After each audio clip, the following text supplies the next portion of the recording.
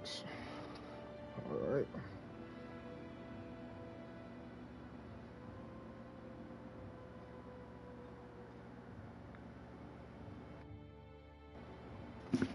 Let's see.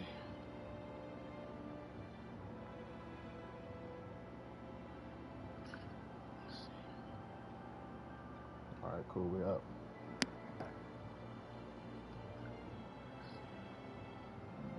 Turn this going now.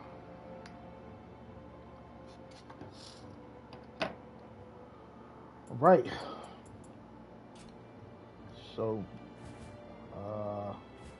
welcome. Hopefully, we get some more people in.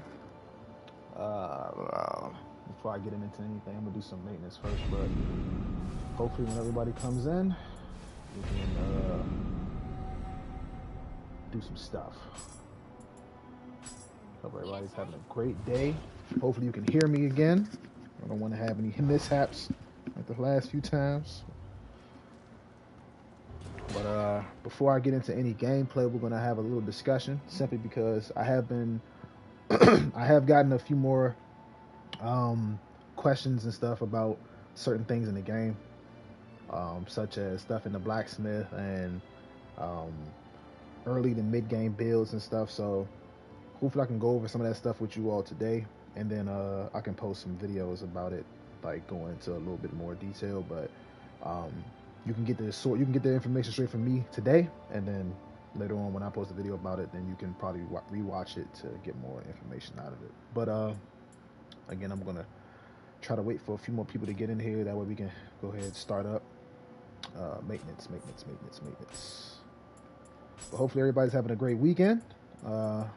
For those of you who do come into the stream, I appreciate you. For anybody who can't stay long, thank you for showing up anyway. Anytime you guys stop by, I always appreciate it no matter what. Let's go to blacksmith.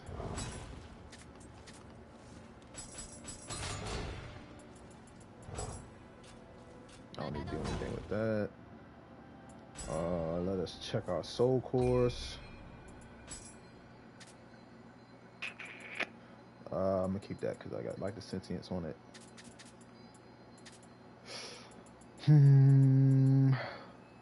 This is a decent. So can always come back to those. This is decent as well. Don't really need that.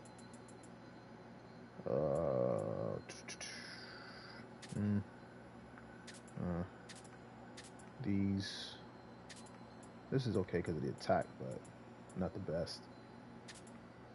This is not bad either. And red bonus, animal bonus on the red absorption is very, very good. The water damage isn't necessary because I don't really use water that often, simply because, it's not bad. Water is actually a decent, it's a decent element because it naturally like lowers the enemy's defense, meaning that you'll do more damage. But in the later game, like Depths of the Underworld and stuff, a lot of enemies are immune to water, and if they're not immune to water, the debuff doesn't last very long outside of like purity and corruption.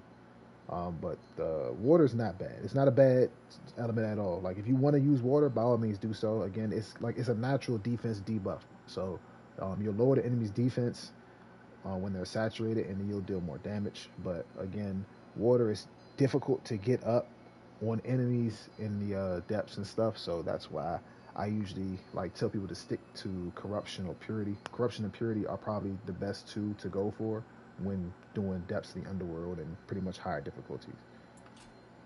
That's one thing I don't appreciate what they did with Nioh, is the fact that they kind of pushed other elements to the back and in favor of having like corruption and purity, simply because like water builds are really fun. Like I had a water swordsman build earlier on, and it was really fun to use. It was very powerful, very strong. But again, once I got into the depths, I realized that water wasn't optimal for like taking on those chunkier bosses. That's exactly why I also use the lightning familiar talisman instead of a water familiar, because lightning is a lot easier to get up on an enemy, and the utility of it works a bit better because you slow the enemy down. So doing that, I feel like it works a lot better than than water does. So that's why I go with the lightning familiar instead of water. But I can keep this because of the animal bonus. Don't need that. It's transferable, so I can keep it. Both of these are literally the same.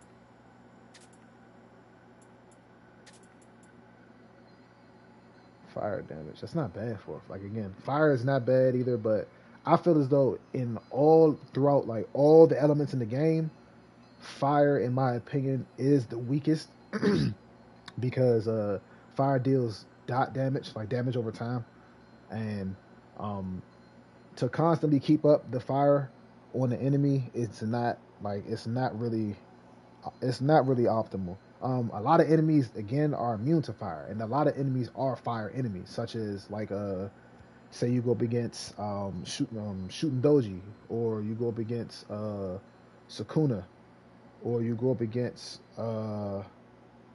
Kasha's. Like all those enemies are fire enemies. In Minra, all those are fire enemies. So this literally wouldn't work on them. There's just no point in even using that against them. A lot of enemies are fire enemies.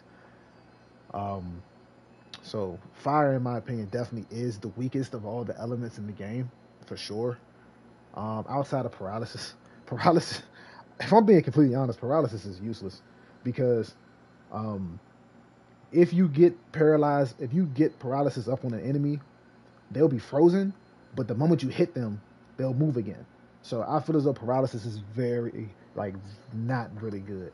I honestly, if they would have made paralysis function differently, such as like instead of you when you're hitting them, they like you knock them out of the paralysis status and then they can move freely again.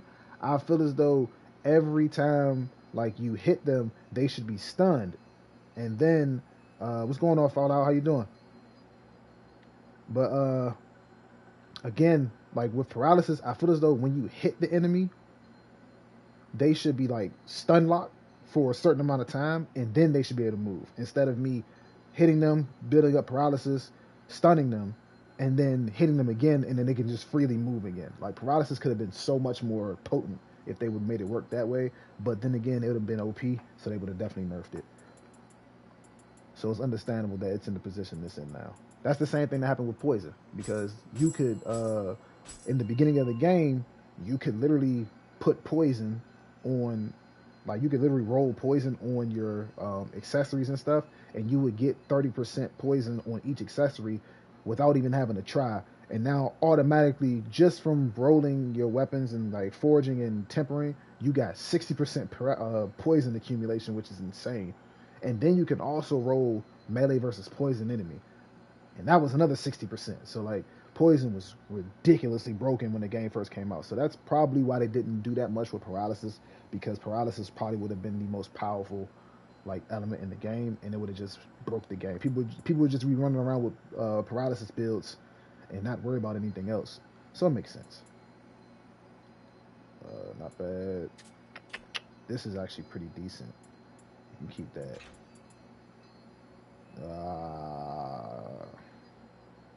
I think this might be a bit better. I'll keep that. Let's not know. Yeah. Hold up. Let me see. Hold up. Hopefully you guys can you guys actually hear me? Yeah, I can hear myself in the stream. Cool. But yeah. So, we got a couple people in here, so I can start with what I was going to talk about in the beginning. So, recently I was asked about talking about blacksmith and like what to focus on in terms of these two. So I have a request for Toyo and I have a request for Muramasa. So this right here, this one is pretty much for higher levels. So you're not going to really worry about this one until you get to a higher level. This over here is what you're going to focus on beforehand. Now, in my opinion, when you first start focusing on this, like your patronage levels and all that stuff, when you start focusing on this, what's going on, Steph? How you doing?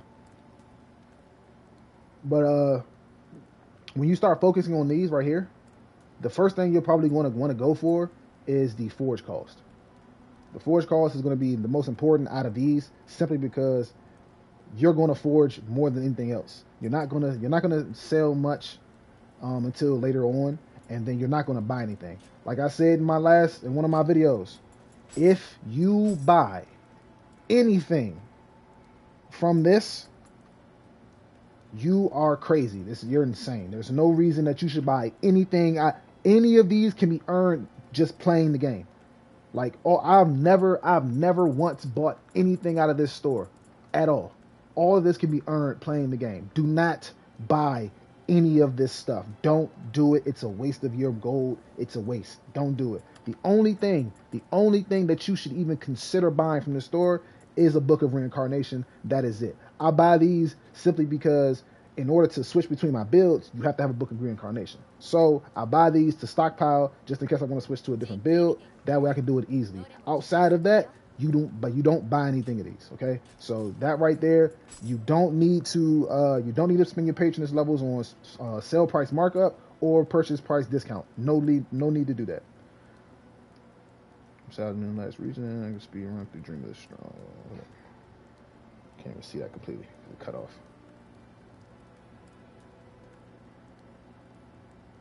Oh yeah. So I'll say this: you could definitely speed run those, but I would play at least play through one of the New Game Plus levels, so that you will be at a high enough level when you get to the depths, because you will be under leveled if you don't play every mission. You're going to be under leveled, and then once you hit depths, it'll probably be a little tougher. So try to level up a little more, and then you'll be good to go. But as I was saying with this, don't need to do sale price markup. Don't need to do purchase price discount. Go straight for forging discount. It'll pretty much discount anything you forge. All this other stuff, there's no need. I just leveled it up because I had patronage levels like left over, so I just leveled them up. But this is the only one right here. That's it. You don't need to worry about anything else except for this. Next, when you go to Muramasa, now Muramasa, he has the better stuff to level up. Like this stuff right here is 100 times better than the stuff that Toyo gives you. For example, when you forge an item, as you see, the upper level limit, it'll come out as a +5. So no matter what you forge, it'll be +5 or higher no matter what. And then the more your level goes up, the higher the plus level is of forging equipment. This is the lower one, so meaning that no matter how low tiered the weapon is, it'll pretty much be like a minimum of 5. So no matter what, it'll all be a minimum of +5 and then up. Next is the soul match discount. This is very important. Early game, if you notice if you try to go into the blacksmith and soul match, you'll realize that soul matching is very, very expensive. Very expensive. Like early game, you'll start off with like 1,000, 2,000, 3,000 gold. Your first soul match will be like 60,000 gold, and you have no idea how to get that much gold. So soul matching discount is very important, but I wouldn't say it's the first thing you should go for, because in the early game, you do not want a soul match. You do not want a soul match in the early game. So early game, definitely worry about just leveling, getting equipment. Don't worry about soul matching. Tempering, you don't want to worry about that early game either. You don't want to temper weapons. If you're just doing Dream of the Samurai, which is the first difficulty, you do not need to temper weapons, simply because every time you do a level, you're going to get a more powerful weapon anyway. You want to worry about weapon levels and not like the attack power of that weapon. Weapon levels are more important early game. So that's what I'm doing. The missions to get Otakumaru to level up a couple times and do a DLCs, even more leveling, then to go into Dream of the Demon and get Benzai 10 grades. Yes, Benzai 10 is definitely something you should aim for when you want to get like an early game build. So Dream of the Demon, I think that is. Yeah, Dream of the Demon is when you start to truly get into graces and like divine gear. So Benzai 10 is definitely one of the graces, if not the best grace to go for in that in that region, simply because that's what I use when I played through. I use Benzai 10, and then I use the Benki armor to run a split staff build for a little while, and then I switch back to the dual swords and stuff. I'll go over those too. I'll go over like those early game builds and stuff too. I'm just going over this first so that people can get the gist of what to do when coming here. So again, soul matching cost discount, definitely needed, but it's not the first thing you go for. Tempering cost discount is definitely needed, but it's not the first thing you go for. Truthfully, No, actually, that probably would be the first thing you go for in here, because tempering you're going to do a lot of. But make sure that you only temper after Dream of the Samurai. Do not temper anything in Dream of the Samurai. You're wasting your money, because literally you're going to temper a weapon, right? And then once you temper that weapon, you're going to get a higher level weapon the next mission. And this weapon that you just tempered is going to be obsolete. It's not going to be as strong. Even if you did temper it, it's not going to be as strong. Like, you want to worry about the weapon level and the gear level before anything. And then when you get to later game, then you can worry about tempering and min-maxing and all that stuff, okay? Refashion cost is self-explanatory. This is literally just to change how you look. This is more like a in-game thing. You don't want to do this early game. You don't want to refashion your stuff early game. There's no point, because again, you're going to be switching gear so often. There's no point in doing that. Now, pay soul matching with patronage. This is only if you stockpiled enough patronage. That means basically you only want to use this if you've gotten all of this other stuff maxed out. Like, if all this other stuff is maxed out, then you can do the pay soul matching with patronage, because you have some left over and it doesn't matter. Disassemble to obtain rare items. This will probably be the second thing I would go for, if not the first, truly. Because when you disassemble, you get Umber Sight, or you get Divine Fragments. Umber Sight and Divine Fragments are used for forging weapons and armor. So Umber Sight is more so for like Umber Sight is, let me go here. So I'll just bring up this. So this right here at the top, as you can see, is Umber Sight. Okay, it's the cheapest thing you can use to pretty much temper your weapon and change the stats on it. The next you have is Quality Umber Sight, which is the next level up, Fable Umber Sight, and then Divine Umber Sight. Divine Umber Sight is used by Divine Fragments. So you get Divine Umber Sight by pretty much breaking down a divine piece of gear and then forging it into Divine Umber Sight. But it costs regular Umber Sight to do that. In the later game, Umber Sight is really hard to come by, because a lot of times you're going to have divine and ethereal gear drop.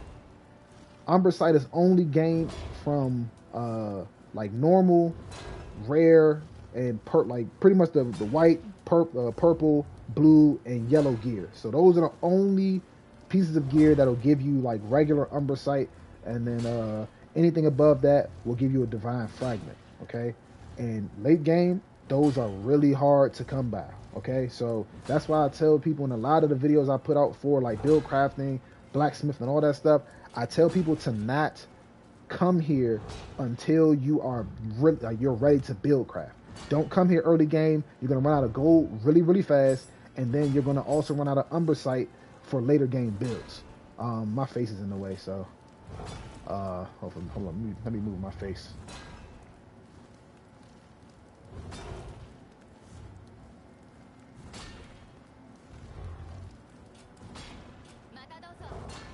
Alright, I just moved my face. So if I show you right now, so right now I have 66 Umber Sight. I'm already through the game. I have all the stuff, everything in the game pretty much completed. As you can see, I only have 66.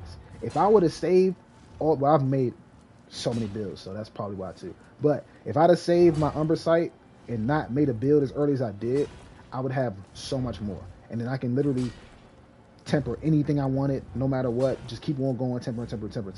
But this right here, this will run out very quickly, because I make builds so often and because I change up my weapons so often. So you want to save up as much as possible. Like when you're disassembling gear, when you come here to disassemble, and then you come to forge, you go to tools, you go over here to Umber Sight, and you pretty much forge it. You want to make sure that you're stockpiling your purples, your whites, blues, yellow gear, disassembling it, coming here and using your Umber Sight. These right here, these are for the higher tiered like effects and stuff. But later on in game, you can literally just use Divine Umber Sight, and it'll work for everything underneath. So pretty much, if I so where is it? So say I come here and then I'm scrolling through and I see that attack bonus strength is right here, and I need that, right? But I don't have the Fable Umber Sight. Since I have Divine Umber Sight, I can still use that to forge it. The Divine Umber Sight will work for everything underneath, no matter what. Okay, so if you don't have quality or fabled, you can use your divine. I wouldn't use this up. I would use it sparingly, simply because these are kind of hard to come by as well. They cost a lot, and you have to use Umbrasight to forge them. Make sure you use them sparingly. Other than that, um, yeah, like so. Going back into Muramasa, you want to go with tempering cost discount first, then come to you can go with either one of these honestly. Disassemble to obtain rare items or tempering cost. Those are the two main ones you want to focus on first. Outside of that, then you can focus on everything else. But when going to Toyo, just forging cost discount. That's it. Everything else, it does not matter. It's useless to you, basically. If you do put these up, make sure you just have a lot of patroness levels left over after already doing those, okay? And then you asked, could I explain what scrolls do and when you acquire this? So scrolls are acquired in, I think you get your first scroll in Dream of the Strong, if I'm not mistaken. If it's not Dream of the Strong, then it's definitely Dream of the Demon. Because the first rarity of a scroll is the Demon Parade scroll. I don't have any because I deleted them all. But you get where are they? Let's go here. So I think this difficulty right here is where you get your first scroll. And like again, they'll come as purple scrolls. They'll be Demon Parade scrolls. They'll only come with about I think they come with maybe three effects on them. I'm not too sure. I think it's 3 effects. I think they come with 3 effects, but 3 to 4 maybe. But they'll drop in Dream of the Demon, and scrolls are pretty much used to give you bigger upgrades, like slight stat boosts and stuff.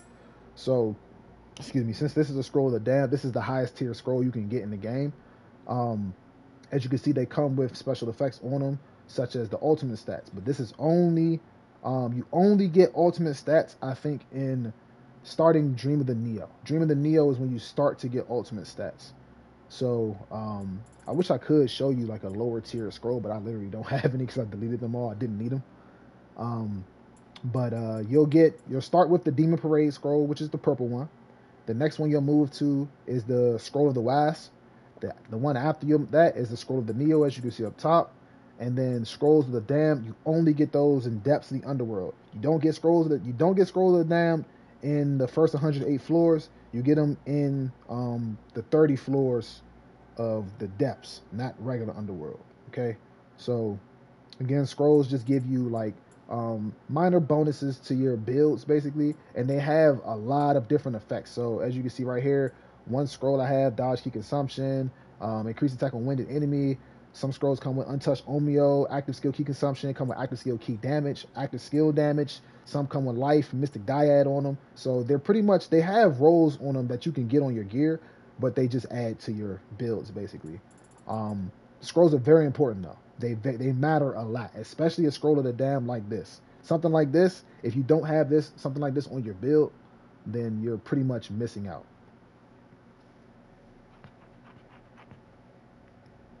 Yeah, you can craft quality Umbrasight, but I feel as though doing your Twilight missions is definitely a better way to get them so that you don't run out of material.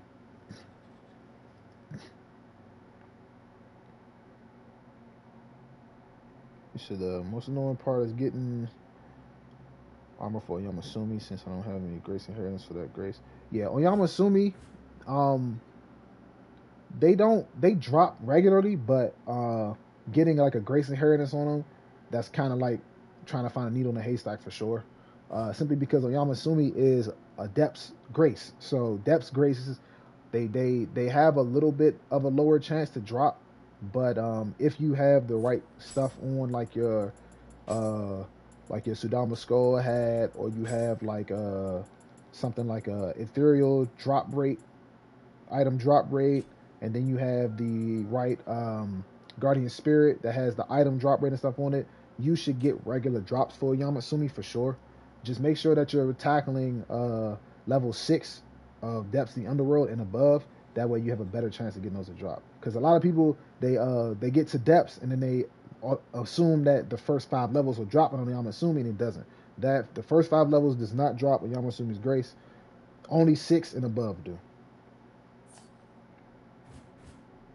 But yeah, going back to this, definitely do your Twilight missions. I can actually do one today for real, but definitely do your Twilight missions because you get, as you can see, you get Divine Fragments and Divine Umbersight without having to forge. So foraging costs a lot, and then in order to get quality Umbersight and all that stuff, you have to have certain other like where we go. So you have to have like other items and materials to get those. So for example, right here, I don't have any quality Umbersight, so I have to go do like missions to actually get some. But in the later game, Divine Umbersight matters more anyway, so it doesn't matter. So I need all heavy armor, so it's just the grind and getting accessory with bonus on it. So my thing with that is, since you need all heavy armor, the best thing you do, since you're that late in game, I can tell since you're that late in game, just come here and craft armor. Like forge it. Come here, forge heavy armor. Because if you look at my armor, I literally have the heirloom set. This is probably the earliest game set, the earliest set you get in the game, and it's a heavy set. So I just crafted this, and then I had my, as you see, lucky drop, equipped weapon, armor, and accessory on, and then trying to get the -1 set bonus. You get a guaranteed Yasukani drop when you defeat Otakimaru on Dream of the Strong. So once you beat Dream of the Strong and you defeat Otakimaru, you get a guaranteed Yasukani drop. Just keep that Yasukani. Keep it, and then once you get later game, you'll probably get even more Yasukani drops because you get a guaranteed Yasukani drop no matter what every time you beat Otakimaru in a new difficulty. But just keep that on, and then temper the special effects on there.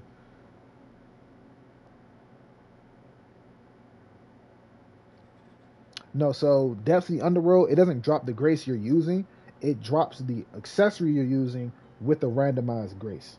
So, for example, if I was to change out this lucky drop equipped weapon to lucky drop accessory, it'll drop me a Yasukani, but it'll be a different grace than the Izanagi's grace. It could be Susano, it could be Magasui, it could be any grace, but it can drop the same grace you have, but the chances of it doing that are kind of slim. It'll drop a random grace.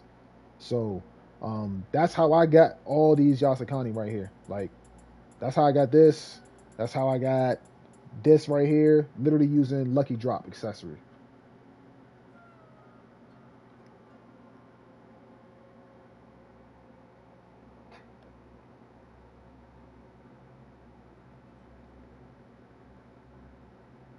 You should different grace on there. Yeah, but yeah. So all you do is just roll lucky drop accessory, and you'll get so many drops on these. Especially if you're just playing the game. If you're just playing the game and going through, you'll get so many drops. Like you'll start to stockpile a lot. Like a lot of these drops I have are literally like, if I was to sort by type. Let's go to, where are they? Here they are. So all these Yasukani right here, I had way more, but all these Yasukani right here, these are not from defeating Otakimaru. These are from lucky drops. Literally. All these are from lucky drops. And as you can see, I had lucky drop on pretty much all of them because I use them to farm more. So just, yeah. Now that right there, that's dangerous. Going into the depths with divine gear is super dangerous because you're not tanky enough. Like divine gear cannot stand up to ethereal gear at all. It can't. It just doesn't work. But oh, early and mid game builds. Let's go into that. So um as you know, you start off with Dreaming Samurai, right? You cannot forge accessories. Accessories can't be forged. Accessories have to drop. Unless you're talking about armor. If you're talking about armor, yes, you can forge your armor, and then what you do is you don't go into depths. You go into the first 108 floors because it's easier. Just go into those floors, and then you have just have lucky drop accessory, weapon, and armor on your accessory that you're using or the ones you want to use, and then you'll regularly get like ethereal grace drops and stuff. You also want to make sure that you have a Sudama skull hat, and also you want to have a scroll that has ethereal drop rate on it. It'll help. Not to mention, you want to go to that merchant at the beginning of depths to pretty much increase your chances of dropping ethereal gear. So it's a lot of stuff you have to do to increase your chance, but they all help for sure. But going into the early and mid game build stuff. So as everyone knows, Dream of the Samurai is your first difficulty. Once you beat Otakimaru in Afterglow region, you unlock Dream of the Strong. You'll play through Dream of the Strong. You'll probably think to yourself, I'm not doing enough damage around this time. This is pretty much the area where you want to start making your build, but you can't. Simply because until you beat Otakimaru again in Afterglow, you don't get no Yasukani. Now, there is a very, very, very, very small chance that a Yasukani will drop in any of these regions, in any of the missions. But you have to get very, very lucky. If you're lucky enough to get a Yasukani to drop, then you can start putting together a build, but it's not really recommended. Because again, once you get to Dream of the Strong, this is technically where the game truly starts. Dream of the Samurai is more of a tutorial. It's pretty much getting you used to combat. It's getting you used to all the yokai and their like move sets, and pretty much like their you can get used to their tactics and stuff, and like pretty much understand what they're gonna do when they're gonna do a certain move. So Dream of the Samurai is a tutorial. Dream of the Strong is the true game. Now, after you beat Dream of the Strong and you get your first Yasukani and you come to Dream of the Demon, Dream of the Demon is where you start to unlock divine gear. Okay, so when you get here, the first thing you want to aim for is a grace called Benzai Ten's Grace. Okay, that's what I aimed for when I first made my first build. Benzai Ten Grace is exactly the same as Susanoo. Susanoo has the versatility effect on it. Let's go find a Susanoo actually. So, where is he?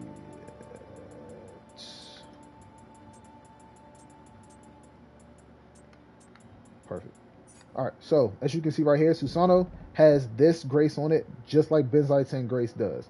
Versatility is the active skill grace, meaning that every time you use an active skill, you stack up a damage multiplier. The damage multiplier stacks it to 9 times, and I think the grace actually gets you up to like a 70% increase in damage. It's ridiculous.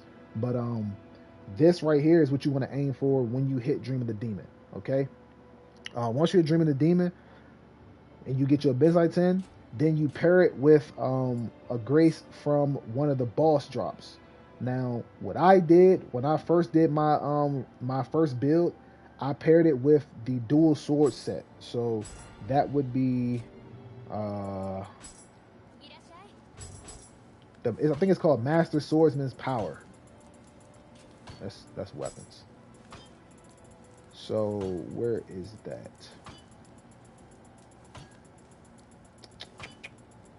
There's so much stuff here. Oh, here it is right here. So Master Swordsman's Power is the build that I put together. I paired it with Benzai Ten's Grace. As you can see, this one has sign of cross damage, increased attack and defense, dual swords, key pulse recovery, all that stuff. I paired it with that because I had a Yasukani. Okay? So if you want to make a build and you have a specific weapon you're using, what you're going to do is you're going to farm the boss that has that set. So for example, if you want to use the dual swords, right, and you want to farm his set, there are 2 ways you can get it. The first way is to which mission is that? It's a mission somewhere here. Is that it? No, that's not it. Is this it? No. I feel like there's a mission on this one. Where is it? That's not it. No. No. No.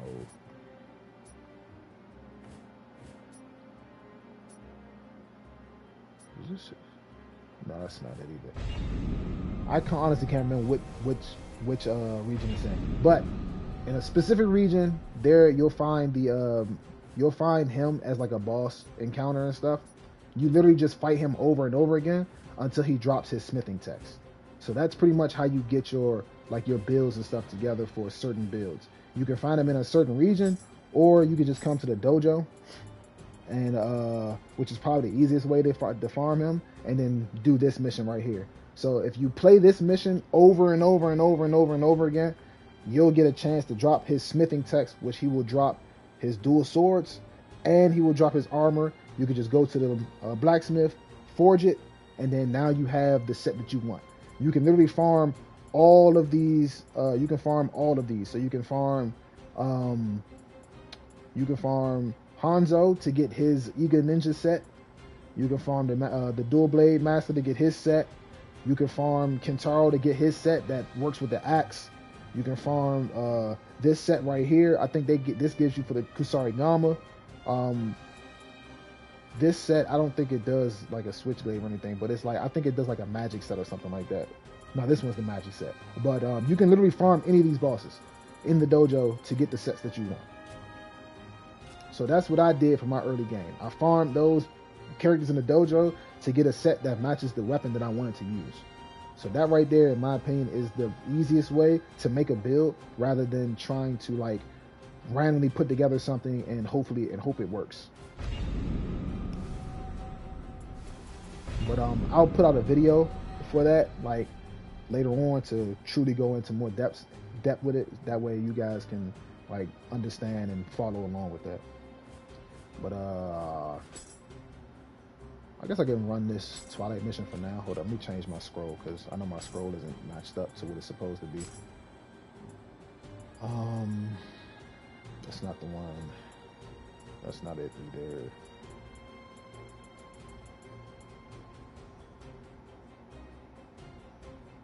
I think this is actually it.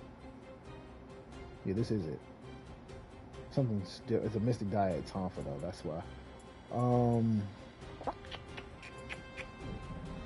Just don't pass nobody. I guess this is it. I just have to change that Mystic Diet Tonfa to a dual sword. Alright, but let me run this mission real quick. Do I want to use it? No, I don't want to do that. But yeah, so when making your early game builds, just make sure you get a Yasakani first. Don't try to make a build without a Yasakani. It's no point.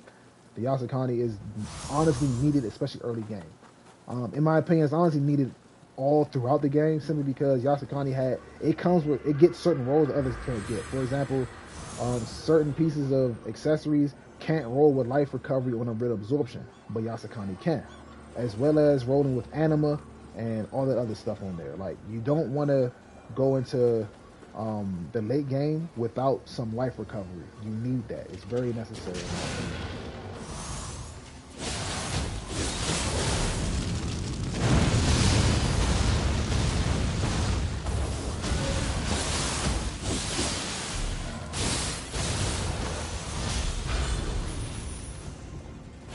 You can definitely farm them there, but that farm takes a very long time, simply because you only get that one chance. So if it doesn't happen, you have to quit out and then come back again, and then you have to pretty much finish the mission, do it over again. So that one, it takes longer in my opinion, rather than just using like a lucky drop accessory or something like that.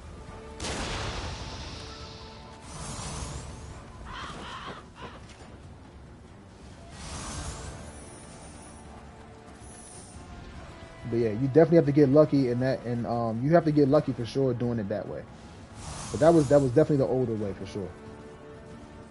It's the same with back when people used to farm Revenant Graves for like inheritables and stuff. Like, that kind of became obsolete simply because most of the special effects that you get like from those Revenant Graves, or most of the like inheritables you get, they just drop regularly in depths. Like, it's basically like they wanted you to pretty much play through the entire game and make it to depths to make the game easier for you, rather than you trying to farm a Revenant. Yeah, see, so I'm saying, like, you're pretty much an OG. Like, you're at the point where I was when we had when we didn't have it as easy as technically newer players will now.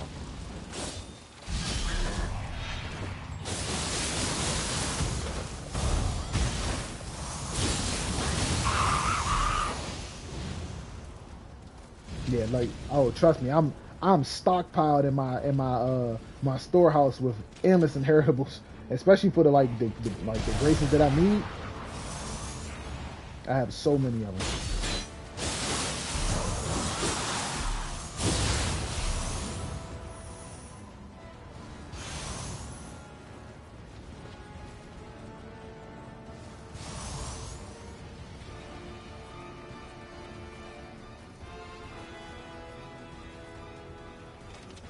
Honestly, forgot how compact these areas are with all these enemies. Like, they're like literally on top of each other.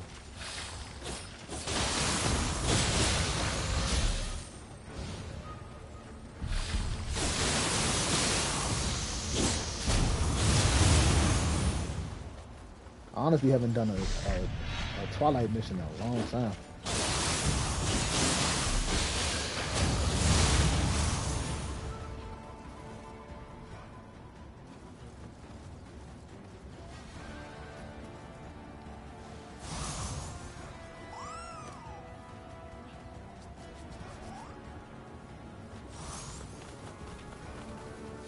Luckily, it's this mission though. This is actually pretty easy early game mission.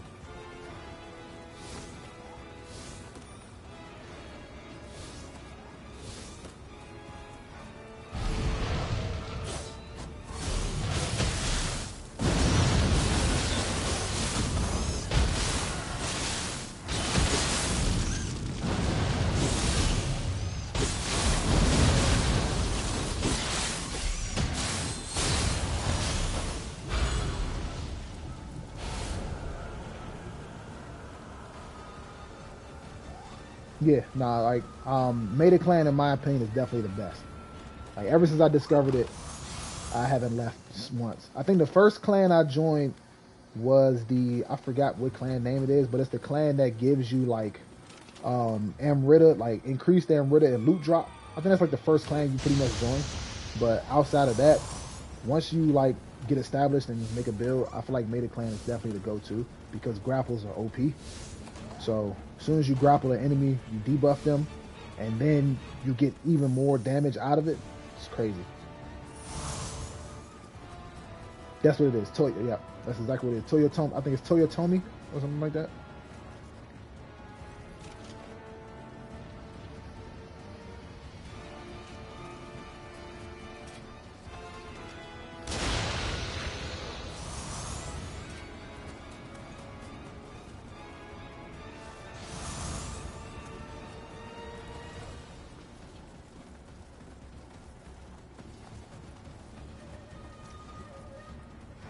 Trying to think, is there anybody else down there? No. So let's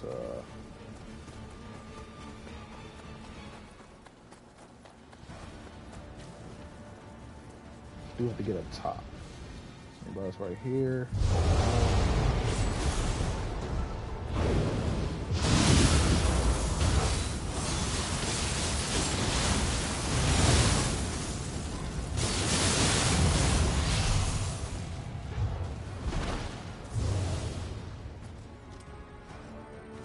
Man, there's so many things that they nerfed that just it didn't ruin anything. It wasn't like ruin the game, but it's like it's so many things they nerfed. It was ridiculous. Like they nerfed like I was so hurt when they nerfed poison. My dual sword poison build was so ridiculous. Oh my goodness, it was crazy.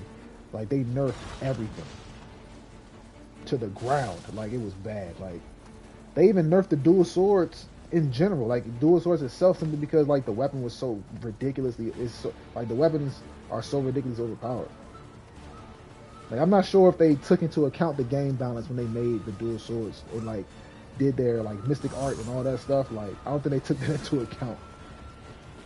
Like outside of Tonfa, dual swords are the best for applying debuffs and status ailments, and they're also the best for like overall like utility and gameplay.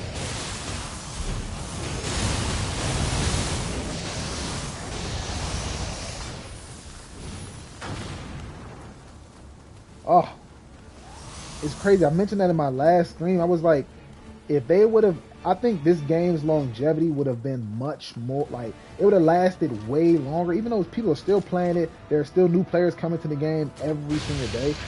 This game's longevity would have been insane if they added PvP. But again, it's hard to focus on PvP in a game like this. So like, it makes sense why they didn't do it. Because if they focus on PvP, something about the game itself would have lacked.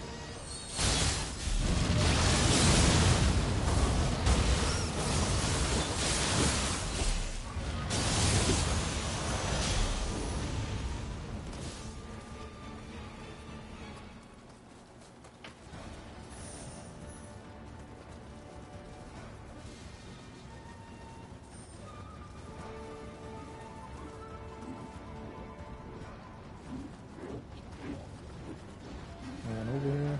All right.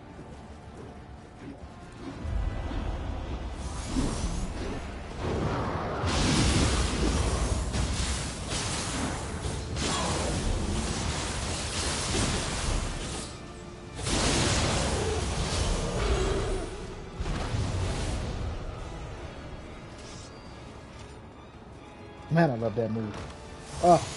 If we could get Lady Raico's entire move set, oh my goodness. Yeah, I can't lie. The RNG in this game is absolutely abysmal.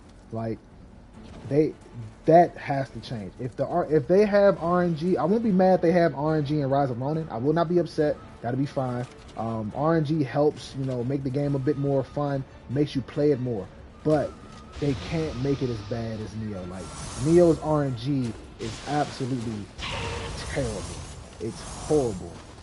Like I forgot which build it was. I think it was my Tonfa build. It took me months to make it because I just couldn't get the drops and the rolls on the weapon that I wanted. I just couldn't do it. Like, it was terrible.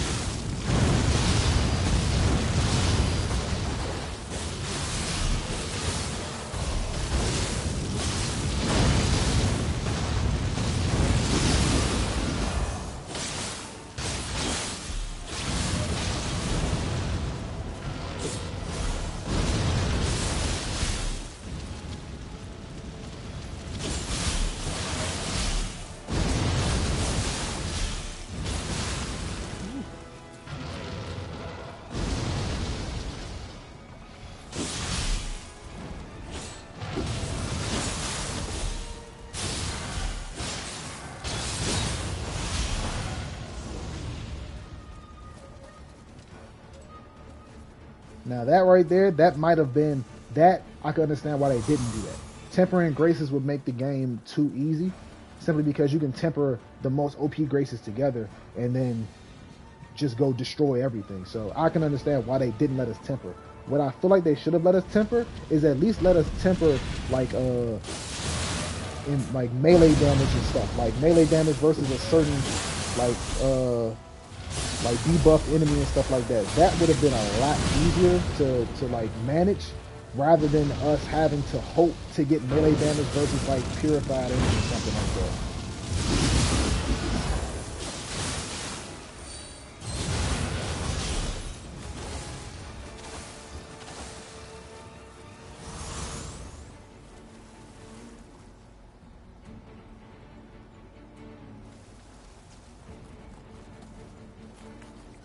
The big Sudamas, not really. Honestly, because you can't do the grace reroll and accessories anymore. So big Sudamas are literally just there to, I guess, give you drops from weapons that you may not have. I'm not sure. I don't even know. Maybe I know Sudamas do. I think they actually do drop like the graces that are in that level. So say you're trying to farm a grace in that level, you can just give it a grace that you like, give it a weapon or an armor piece that you don't have, and it has a chance to re-roll it with the grace that you're looking for in that level. But outside of that, I don't think they really serve much of a purpose anymore than just giving you a grace that you're looking for. But a lot of the times when I'm looking for, like a lot of the times when I'm farming graces and stuff, I can never get a big Sudama in the level that I'm farming a grace. So like, they kind of don't serve a purpose.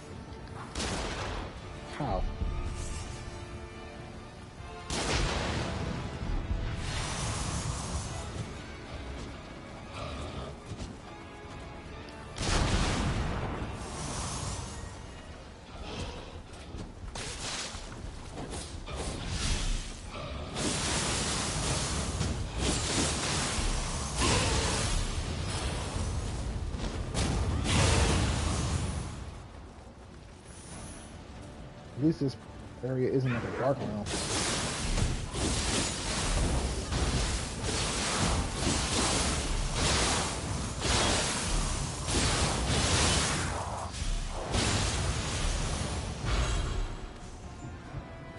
Playing this Spike, what's going on, man?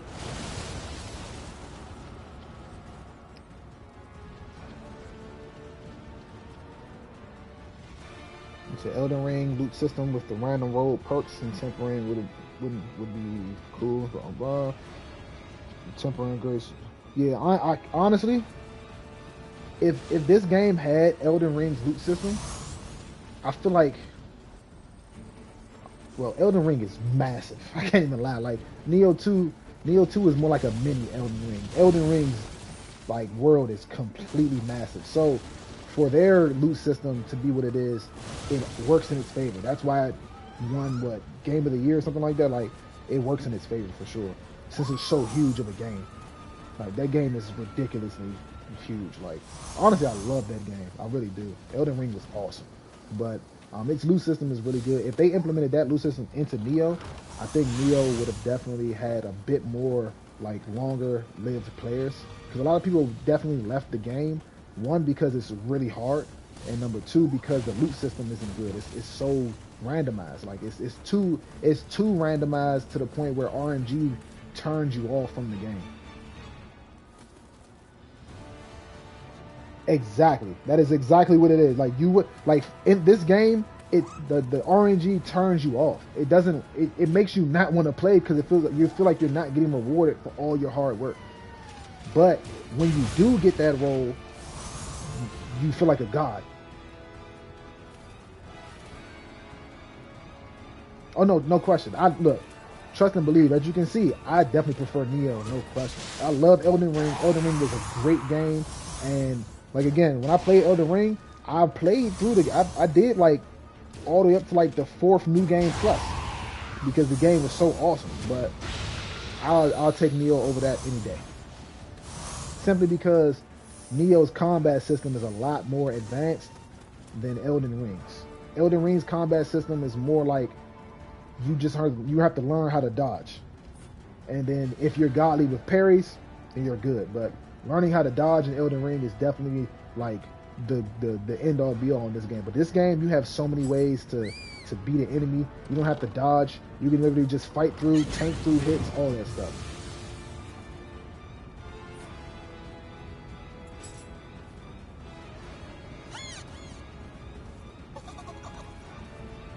But again, welcome to people who just joined in. Appreciate you guys for stopping by.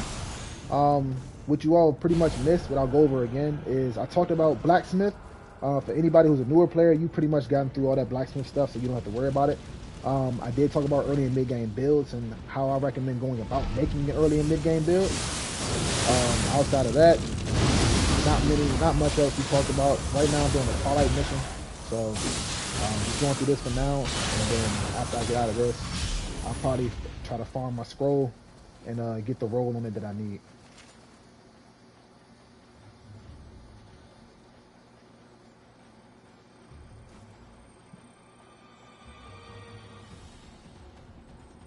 You say get corrupted dual sword, smithing text. So like 4 breaks. Yeah, I would say for anybody that is farming smithing text, the best person to farm smithing text and stuff from is obviously Otakimaru, but the next best is Shooting Doji. Shooting Doji and Otakimaru both drop the most smithing text. They drop the most. So you'll get a lot of smithing text from them. You'll get a lot of different gear from them. So definitely try to farm them if you're looking for gear.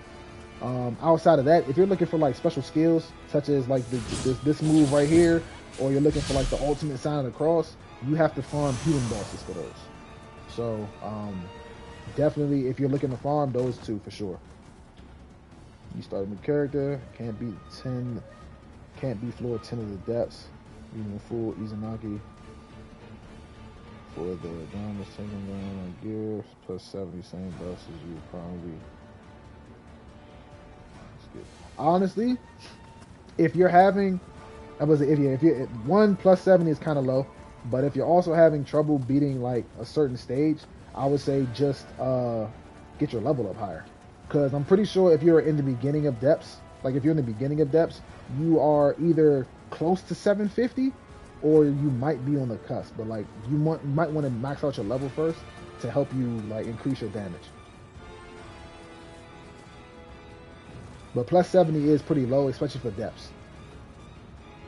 Because as you can see right now, I've already beaten the entire thing. I'm at plus 120, and my weapons are at level 200. So you want to try to get your plus values up a lot higher.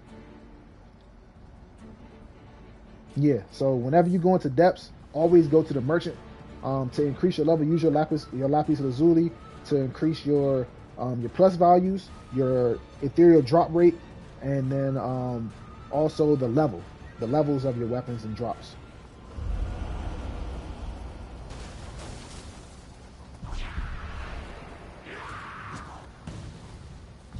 Yeah, I was massively underleveled when I first took on Underworld, because as you saw when I was going through earlier, a lot of missions in like Demon and Nioh I haven't even completed, simply because I went straight into Underworld, which I kind of regret, but I don't, simply because I feel like I'd have had a much easier time in Underworld if I'd have actually completed those missions. But since I kind of skipped majority of the missions in Dream the Nioh and went straight to Underworld, then oh yeah, see, you're level 600. That right there, you are super underleveled. Like you're super underleveled for Depths Underworld. So you might want to level up more and then try to take on Depths Underworld. Because again, you get your max level goes to 750. So you're 150 levels under what you would technically need to be to continue going through Depths.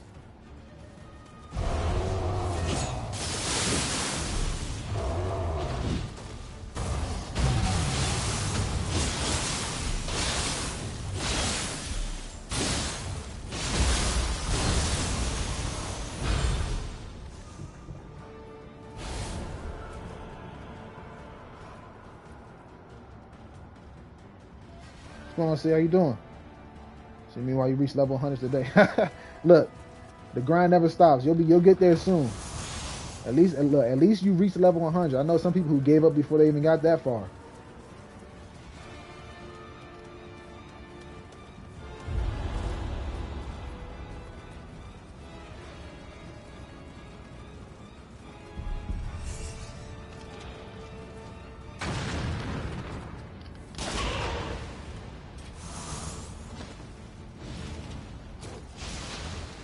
Should have used my rifle.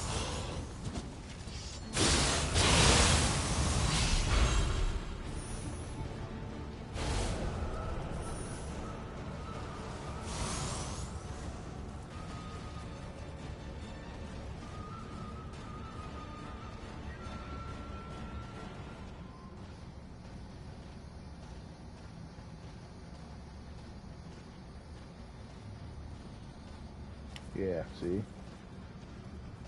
Now, farming scrolls is definitely like a good way to, for one, get a lot of gear, as well as if you end up meeting a boss on one of those scrolls, you can get their smithing text.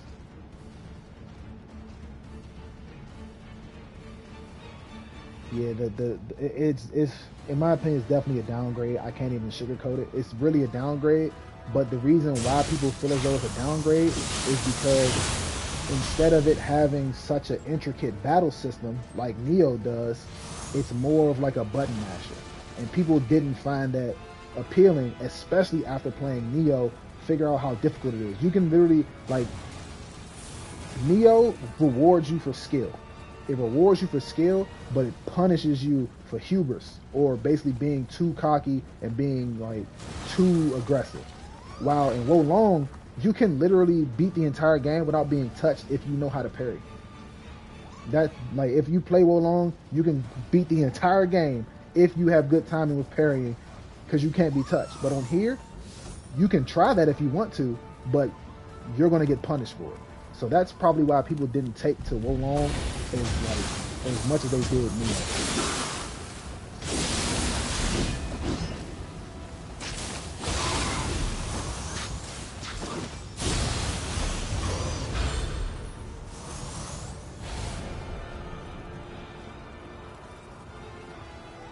That's the one thing I tried to do when I played Wo Long. I tried to not compare it to Nioh, But since they're both a title made from Team Ninja, you're going to do it just because that's where you came. Like coming from Nioh and going to Wo Long, you're going to compare the two, and you're going to say, man, I don't like this game as much as I do Nioh. I really don't. Like Wo Long was definitely it was fun. I can't say that I didn't have fun playing the game. I had fun. I'm a Team Ninja fan, so I'm biased. So I had fun. But if I'm to compare it to Nioh 2, not even close.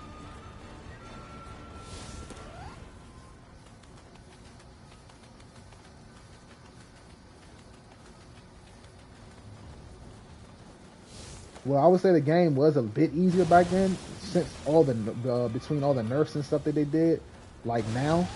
But going in there with 560 is pretty. Well, with a 560 is pretty damn good, honestly. That's really under leveled. So like going in there that low, it's not bad.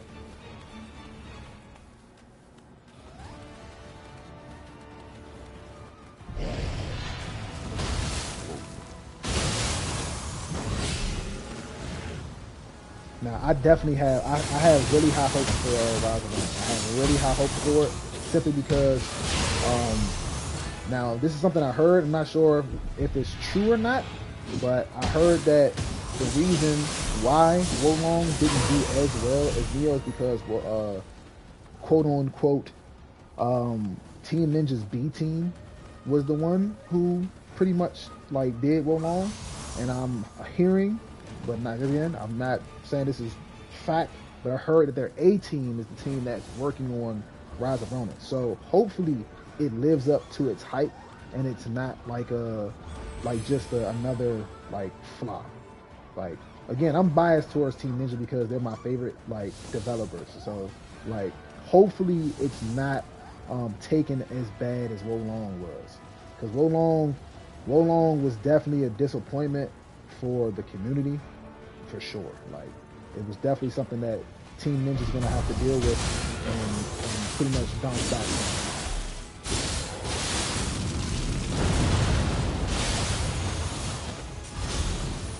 Yeah, see what I'm saying? So that's why I say I'm biased. So I can't completely be upset with Team Ninja simply because I just, you know, I know what they're capable of. Like I know that they are capable of bringing us top tier content. So I'm just being very hopeful that Rise of Ronin lives up to the hype. Because this game was announced over a year ago, and I was already hyped like, holy crap, this is gonna be the greatest game ever. But hopefully it definitely will.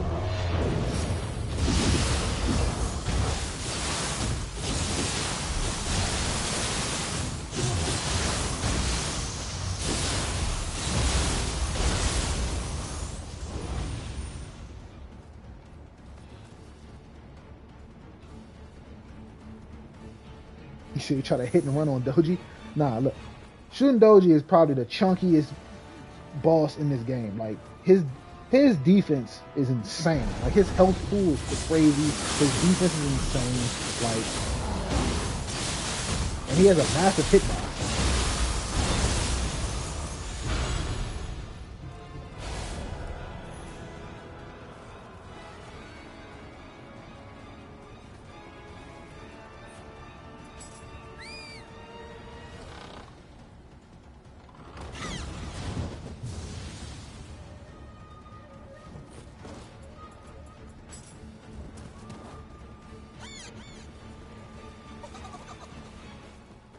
It's crazy. I usually kill these, but I don't need to today.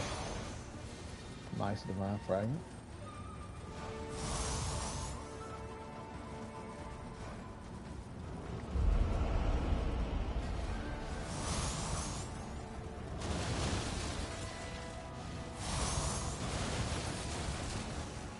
Okay.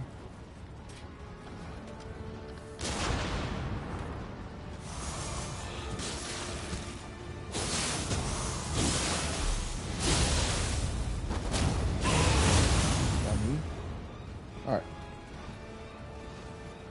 Man, when I first tried this level, I didn't know that you could go down into this pit. Like it was so hilarious because when I found out, I felt so stupid. I felt so dumb because I kicked the pot down, like the water like the little water crate down, and I'm like, what is the purpose of kicking this down? Come to find out, you could actually go down into the basement.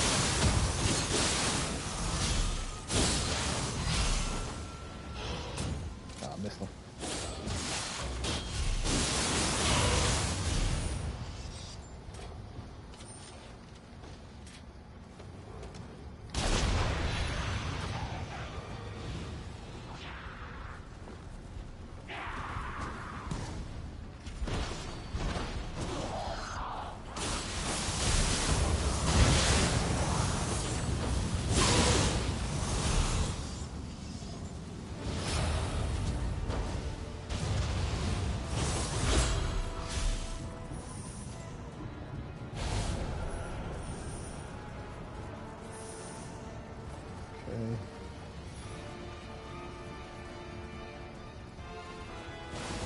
You get plus 120s from pretty much going through the depths, as well as you have to talk to, when you go to the depths, you have to talk to that merchant at the beginning, and you have to increase your plus value level.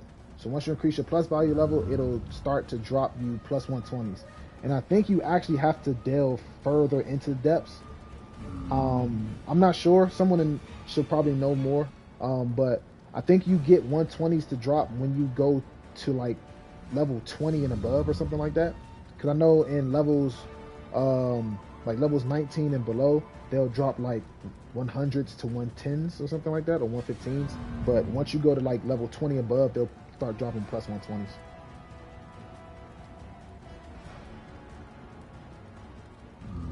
I honestly, with Rise of Ronin, since Rise of Ronin, I think apparently Rise of Ronin isn't open world or anything like that, so I'm not sure how they're going to do their new game plus. So I'm not sure. Hopefully their new game plus will be like hopefully they'll like add newer like regions and stuff, or newer places you can go, rather than just playing the same thing over again. Like I know with Nioh, you technically play the same thing over again every time, but they have different enemies in different stages and stuff. So you're not going to run through the exact same stage. Like you'll go through a stage, fight an enemy, and then you'll go through another stage again, and an enemy will probably be in a different location or something like that. So maybe it'll be something like that, hopefully.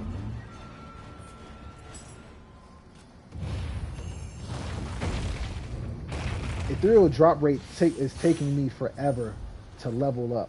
Like I think I'm still on like 18, because ethereal drop rate, once you level it up enough, it costs about 600. Oh, you guys almost saw it. Got a sneak peek. I caught you. No looking at the waifu. But I think they cost like 600 lapis lazuli, like per level. So like they're super expensive. I think I'm at like 18 out of 20 so far. I still haven't gotten them maxed out.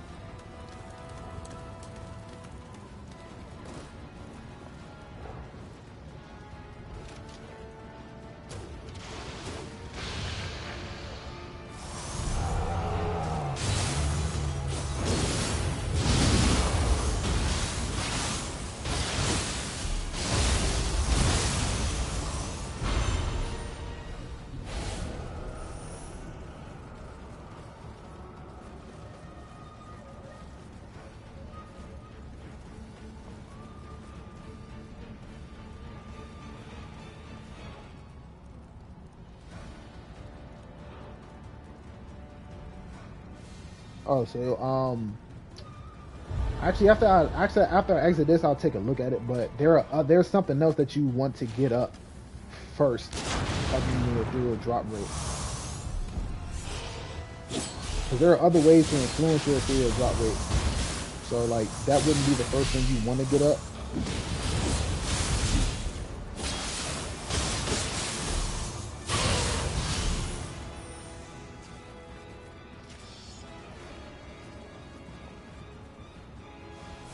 That's another thing about Rise of Ronin that I'm expecting and hoping that they pull off is the combat. I would love for the combat to be nice and fluid like Nioh did. Yeah, that's probably one of it too. The plus value loot. You want that up first, because even if you do get ethereal drops, your weapons are going to have lower levels. Like they're going to have lower plus values, meaning they're going to be weaker than certain people's stuff.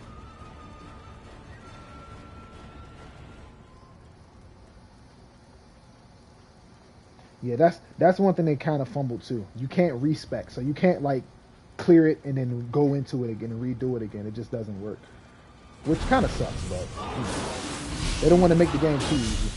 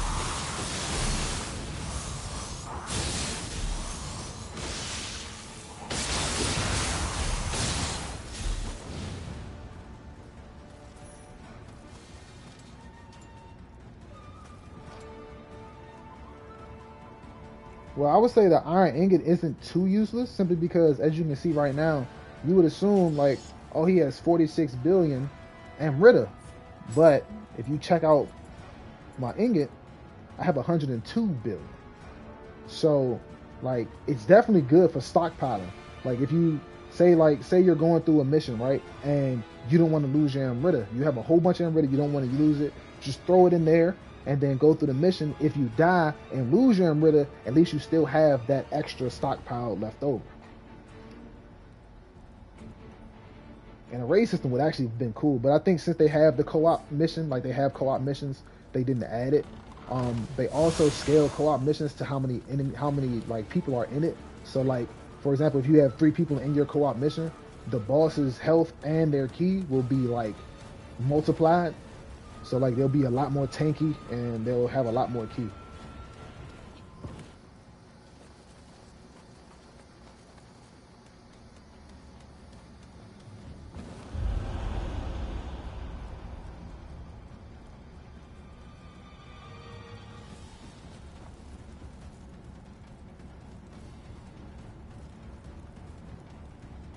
What do you mean?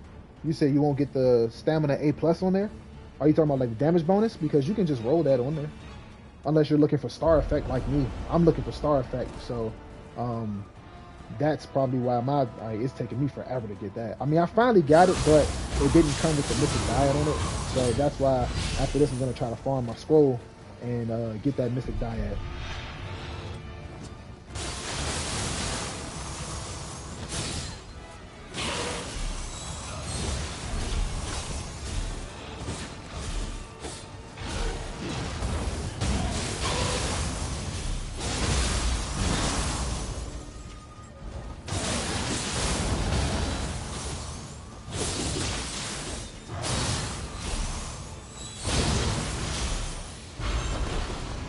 Yeah, you got a skull.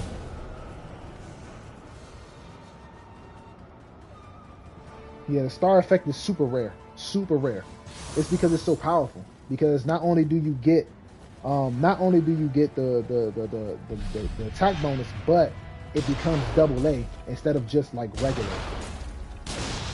Like it's not just a regular A plus, it becomes double A. So like now you get an even bigger bonus. Like the star effects, like they're super rare. Like they don't drop as often as you would want. And if they do drop, they don't drop the way you want them to. Like for example, the weapon I'm looking for a star effect attack bonus, either courage, magic, or heart on a dual sword, which I actually have. I think it is. It's this one right here. So I have the attack bonus courage that I want, right? But it doesn't have the mystic dyad. So I would have to get attack bonus courage, mystic dyad, and melee key damage and star effects. That is, I'm literally asking for a trifecta of star effects, and that's like that means my luck would have to be ridiculous for me to get that. And I've been grinding for this for like months, probably longer, like almost a year maybe.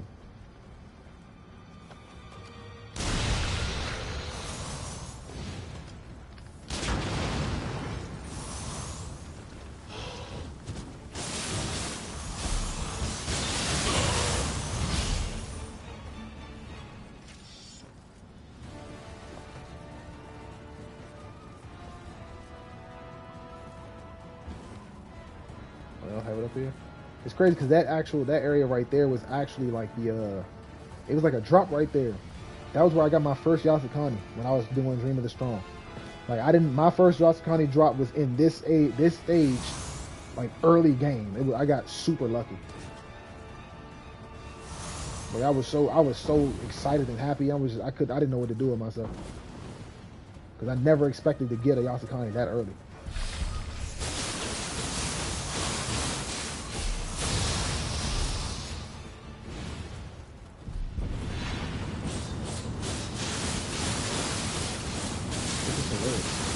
This is hilarious. He's stuck.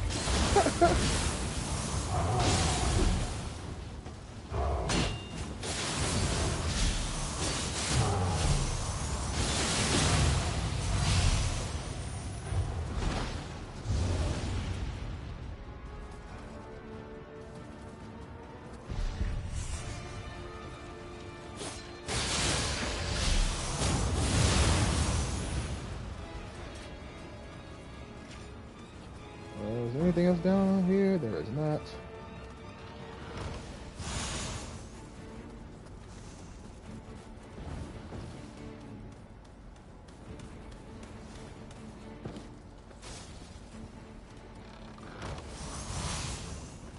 I always like to ask people this question though. I want to know, what boss gave you the most trouble out of this entire game? I want to know because I've asked people this question a lot, and the answers are always interesting and differs. I want to know which boss gave you guys the most trouble, like in this game.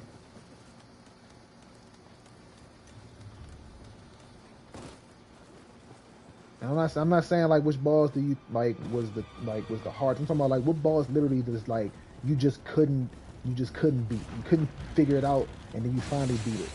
The boss for me was Lightning Gods of Yomi. Lightning Gods of Yomi gave me hell. It felt like they had a personal like vendetta against me. Like I felt like they were like literally like gunning for me personally. Like they just didn't like me or something like that.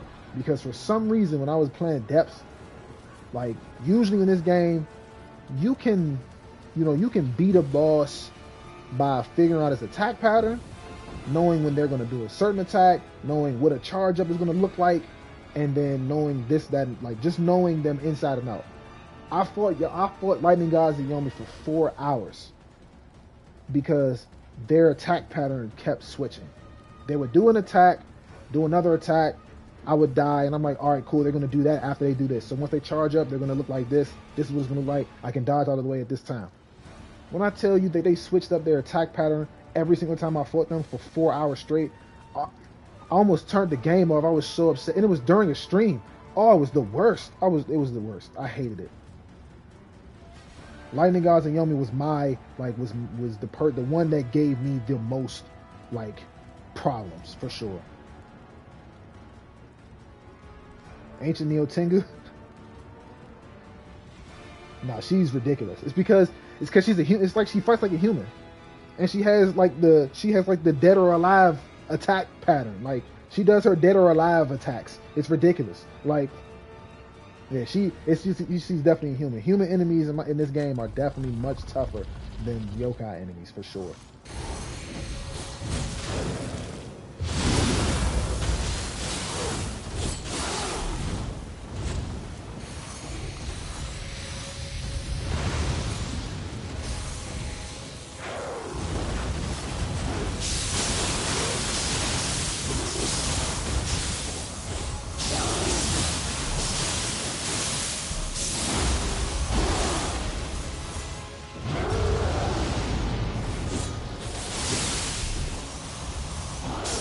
Even with the Scampus army is OP. So for her to beat you with those is crazy.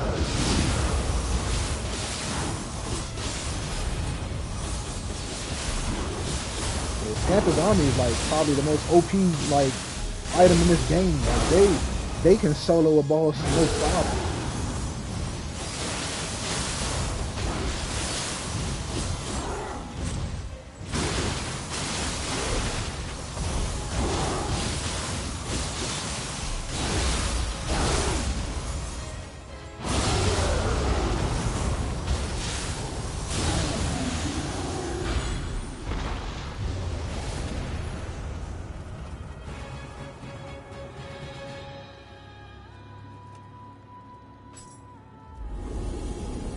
know, so anybody else had a problem with a boss? I know we got Ancient Neo Tengu. I hate Lightning Gods of Yomi. I have a personal vendetta against them. I don't like them because they're immune to everything. Like literally, they're immune to everything. There's nothing that you can do. You can put purity on them, but like you can put purity up, but I'm not sure if anybody knows. Once you get to depths of the underworld and you start to inflict like status ailments on bosses and stuff, the more you put that ailment on them, the more resistance they build up to it. So say I get purity up on the enemy at the beginning and then it wears off and I try again, it'll take longer for me to get that purity back up on them because they're building up immunity and resistance to it. Like, so Lightning Gods and Yomi, as you can probably tell, they built up a resistance to my purity so quickly that I'm just out there trying to beat them with my base swords. It was the worst thing ever. It was so, oh, I hated it so much. I hated it so much.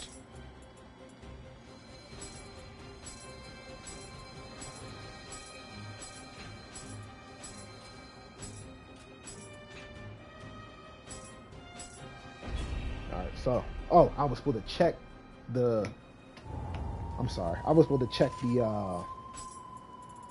the damn, underworld. I'll check that after this.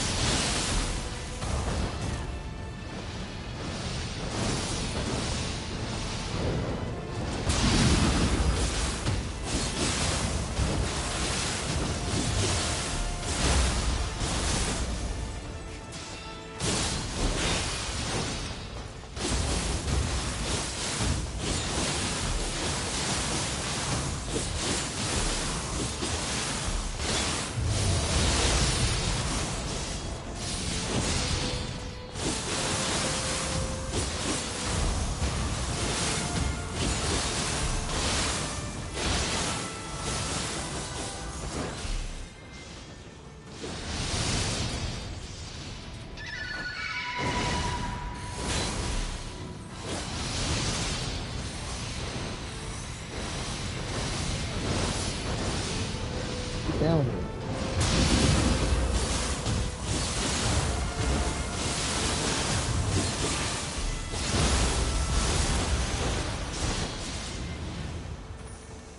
Alright, so hopefully, please let me say I got this Mystic Dyad.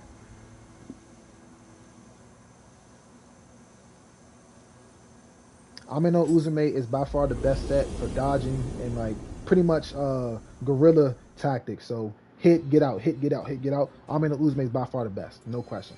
Because you even like if you stack up all the stacks of Amino Uzume, you actually get a higher attack bonus than you do with Susanoo.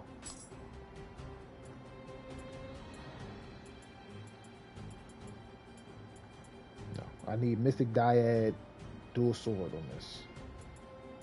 So I'm going to change that just because. But I need Mystic Dyad dual sword. But let me go to Underworld real quick to check that. I don't really need it.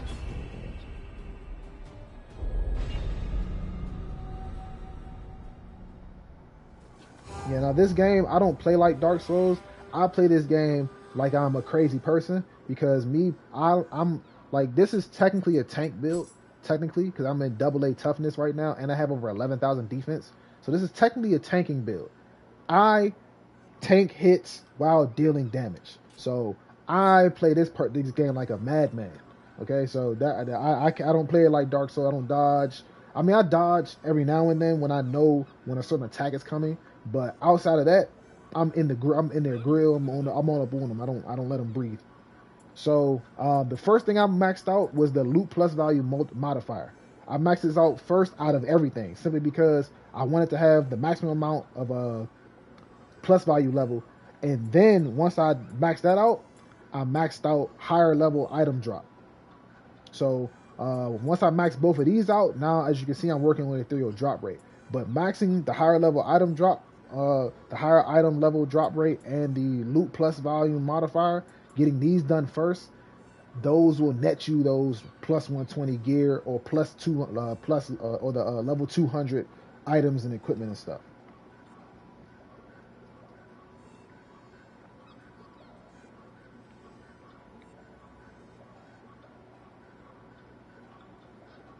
Oh, the reason I don't get one shotted is literally because of the reason I don't get one shotted and I can tank hits is because of these right here. These are my mainstay. These are staples with this build. If I don't have Mystic Dyad, my build doesn't do as well as it does. Okay, Mystic Dyad is my savior because having both my Mystic Arts on the dual swords active at the same time, it's like it adds a ridiculous element to my build. Because as you can see with momentum, the more I attack, the less ki I use, and then the more I attack, the less damage I take. So basically, as I'm attacking, I'm using less ki and I'm taking less damage. If I don't have Mystic Dyad active, my build is not as strong as it is. So that's why I can just tank hits and not worry, because I don't know if they I don't know what they were thinking when they pretty much put these two on the same weapon, and I don't know what they were thinking with the amount of damage reduction it gives you. I think it's like a 50 to 60% damage reduction. It's ridiculous. Like I can literally, if I go into a boss right now and I just stand there and let them hit me, I'll probably survive 3 hits maximum. Maybe 3 hits max, 2 if I'm not lucky. With this activated, I can get hit like 4, 5, 6, 7 times and still be alive and perfectly fine. And then you add in all the life regen and health recovery I have. Like this build, in essence, this build can't die unless the boss is just hitting at ridiculous numbers. But yeah, for anybody who wants to know what to modify with these first, go for loot plus value modifier, and then higher level item drop rate. After you do that, then you can work on your ethereal drop rate. Like I said before, I'm only at 18 out of 20 because this shit costs 600. It's 600 gems just to get this leveled up. It's ridiculous. It's like come on. Honestly, I feel like if anything, this should not have cost that much.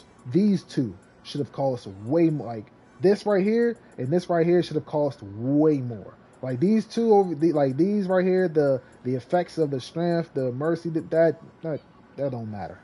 Who cares about that? You said my skill points? Are you talking about like my stats?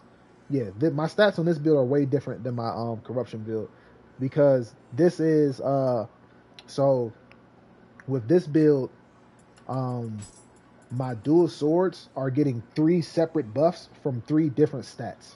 So I'm getting heart, magic, and courage from my dual swords on this build. But on my corruption build, I'm only getting 2 buffs on my weapons. So it'll probably, on the corruption weapons, where are they? Right here. So on this weapon, on the corruption weapons, like you see, I'm only getting magic and heart. Yeah, I'm on the purity build right now. Yeah. So, but I'm definitely getting 3 separate buffs on this weapon. And it's crazy because I learned that later on.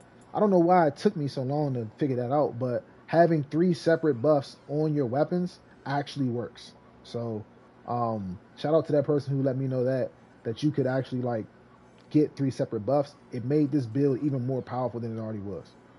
So that's why I'm actually trying to find an attack bonus courage weapon so that I can push this even further. As you can see, I'm almost at 7,000 attack.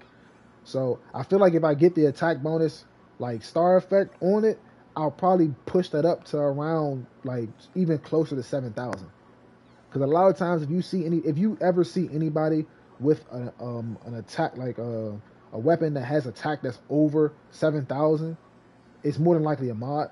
Because a lot of times, like if you can look at this weapon is completely maxed out. Like level 200 plus 120.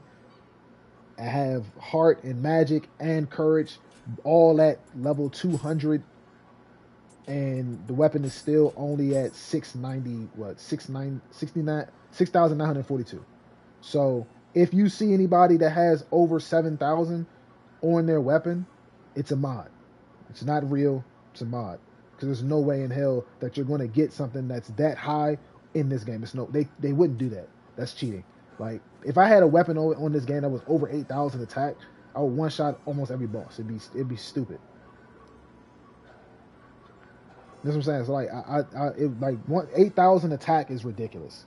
7,149, that makes more sense, because since the axe is a high powered weapon, so the axe hits super hard. If I hold up, so I don't even think I have an axe. Do I have an axe? I have a hammer. So if we go off of like base attack, for example, so the base attack of this weapon right here is 4,671, right? So that's the base attack, 4,671. If we go to the hammer, even if this is a divine, so I probably gotta find a ethereal gear. I don't have one. Okay, let's try this one. So 456. So there. So the base attack of the hammer is going to be higher than the base attack of like a dual sword and stuff like that. So or the base attack of an axe is going to be higher. So a lot of weapons, they do have different base attacks. Some weapons have higher base attacks than other weapons. So that's probably why your weapon will get that high. But for dual swords, since the dual swords don't have a super high base attack, because the dual swords are technically a defense weapon, then yes, like you said, for your base attack is 4,718. That right there will let you get to that 7,000 range. Since the base attack on mine is 4,671, I'm still a little under that. But if I was to get the star effect, it would probably push it up to that 7,000. Exactly. You move quickly with the dual swords. You're much faster, and this weapon is technically a defensive weapon. Since there are two blades, they do really good in terms of blocking. Like if you look at the block, for example, on the dual swords, the block is at a 67, but the single sword block is only at a 44. Or if you look at the switchblade, it's a 48 block. So like any weapon that's like a dual wielded weapon, they're going to have a higher block than other weapons because there's two weapons at the same time. But I am not staying here. I gotta go back to farm.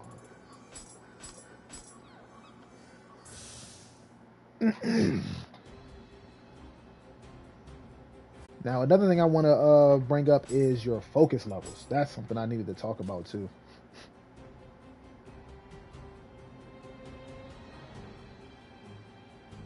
Well, I wouldn't say you need to focus on block too much, simply because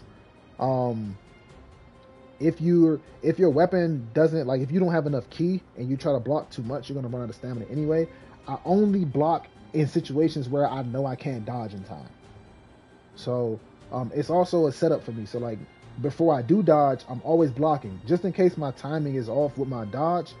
Once I like say my time is off and they hit me, I'm still blocking, but then I have enough time to move out the way. So you're not gonna be blocking too much. The block is not really important, but it's just there to help you in that pinch when you can't dodge. This is the wrong place. Shrine. So focus levels. Now, if we come to focus levels, people may ask, what are focus levels for? What do? They just give you super minuscule buffs. Super minuscule. So as you can see right now, right, I have 200 focus levels. If you look at my attack, right, look at my attack on the melee weapon. If I press this up, it doesn't go anywhere. Press it up again, doesn't go anywhere. Doesn't go anywhere. Doesn't go anywhere. I have to go up 5 levels to get 1 point.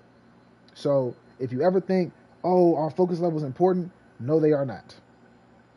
They're not important. They literally give you the most minuscule buffs. As you can see, like I said, it took me 5 focus level points just to get 1 attack.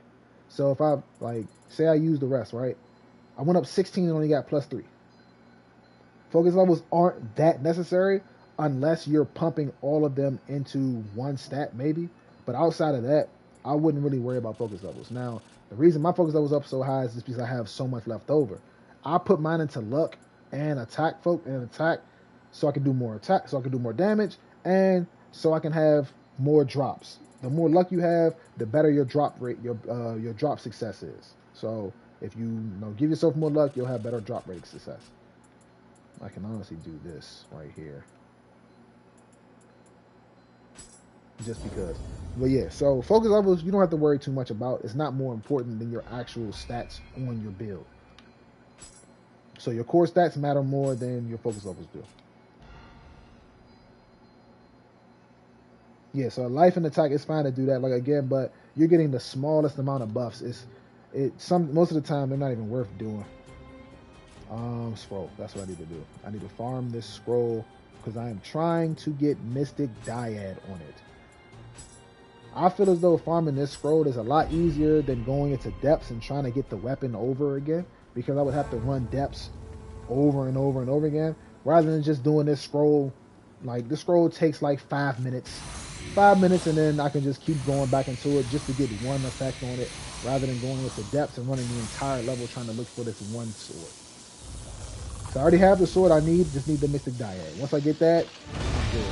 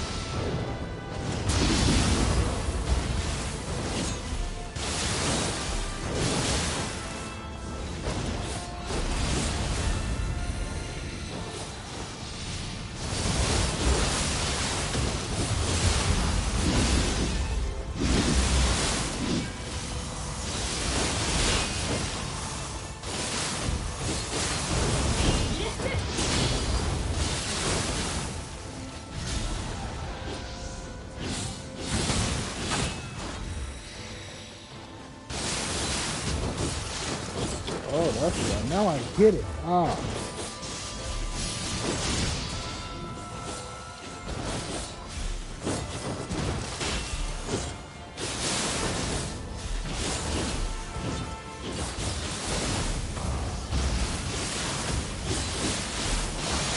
I've always wondered why, whenever I fought this guy, why did all of my buffs go away? It's because he purifies you. And I forgot, purification removes all status buffs. I totally forgot that. I'm sitting there thinking why am I being why are none of my buffs active and why do they keep going away so quickly? Makes a lot of sense.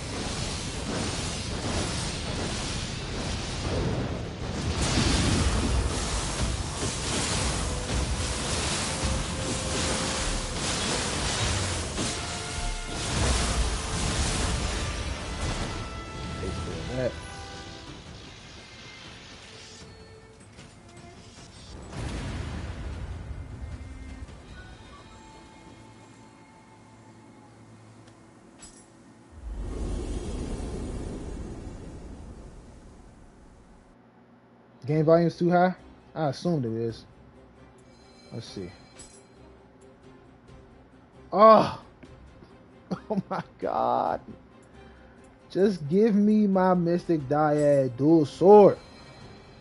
Alright, let me turn the volume down real quick.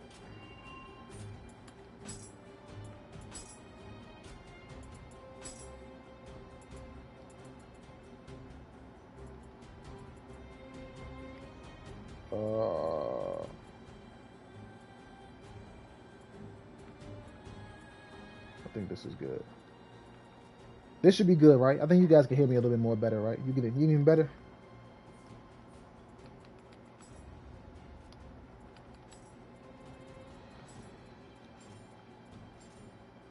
Damn, I needed that. If that was Mystic Dyad dual sword, I'd have been good. I'd have been good. Way better? Cool. But yeah, I'd have been good. So I know now that I need to bring this instead. Where is my Diogen? There it is. This right here. That way I won't have my status buffs like purified.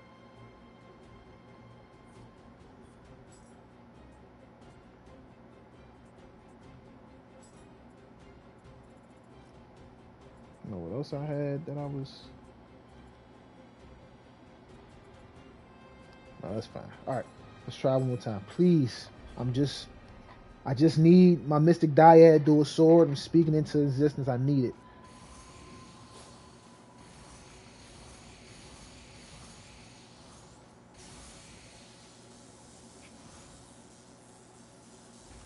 I need it.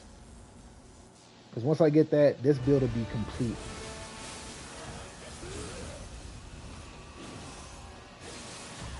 Yeah, it's definitely the purity because I just realized, I don't know why it took me literally so long to realize, but purity literally removes all status like enhancements and all that stuff. So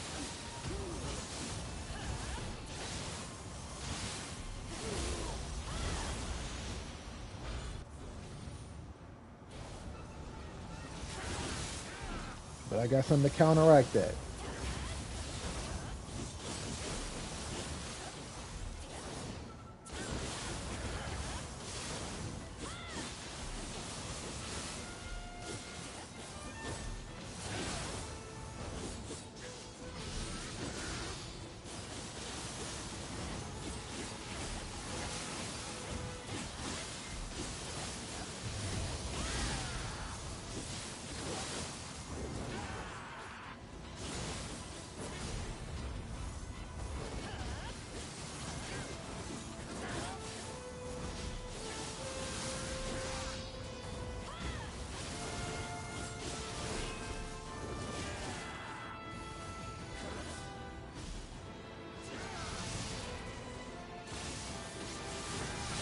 Get down here.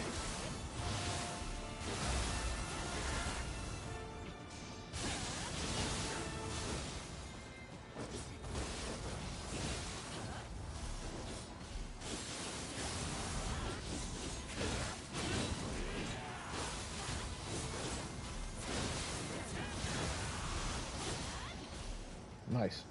Much easier. Yeah, Dodge Saki to the rescue.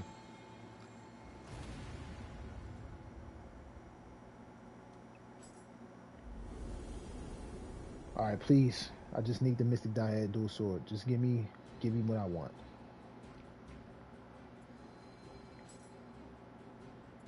No, of course not. Why would it? Why would it give me what I want? Okay. I can switch that out for now. This is always going to be the worst part about this is what I'm talking about this game. This is the worst part, the grinding, the constant battling it out, going up against enemies, not getting what you want. It's the worst thing ever.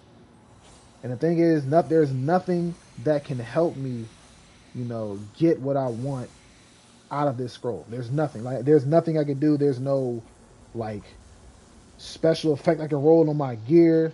There's nothing I can do. I'm literally at the mercy of the game to literally just drop what I wanted to drop.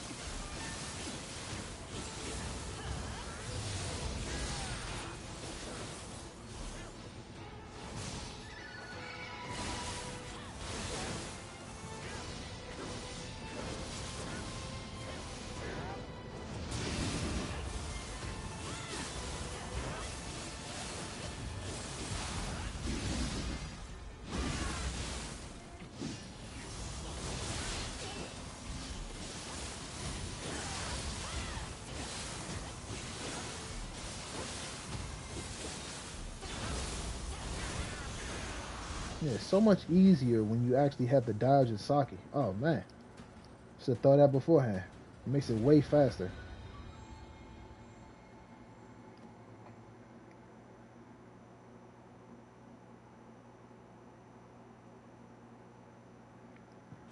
All right,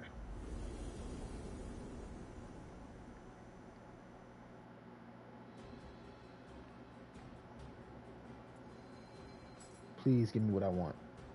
Damn it.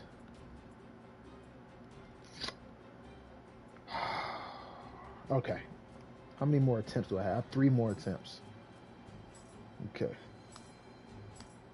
Hopefully these next 3 attempts will give me what I want. If I don't get it, we'll come back to it. All right. Crap. I didn't pop my stuff. I'm just trying to hurry up.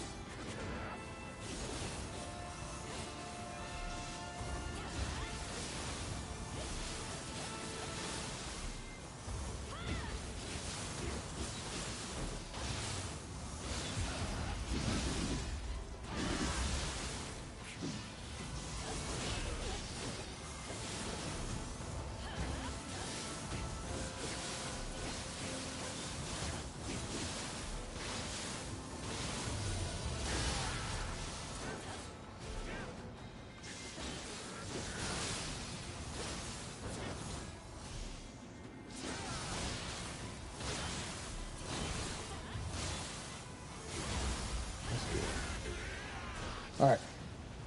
Come on, Mr. Diet. Let's go. Let's go.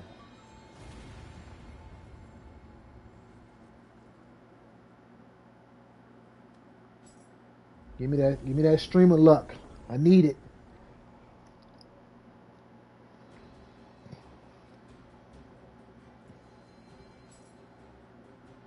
No. No. Of course not. I need you to work with me. I need you to work with me. I need you to work with me. I need you to work with me. I need you to work with me, please. Oh, this is why me and Nioh have a love-hate relationship because I love it and it hates me. I love Nioh to death and it hates me so much. It loves to see me suffer for some reason. I don't know why.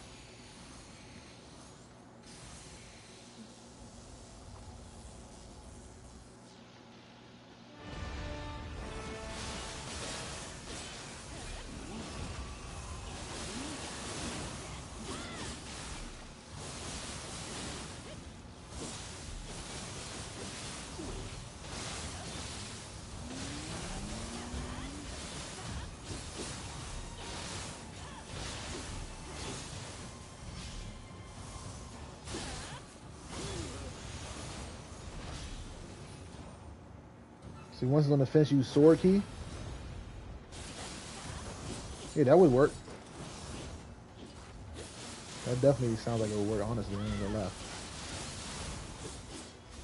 But it's mainly because I'm using my dual sword, so I would have to switch to my single sword to use the sword key.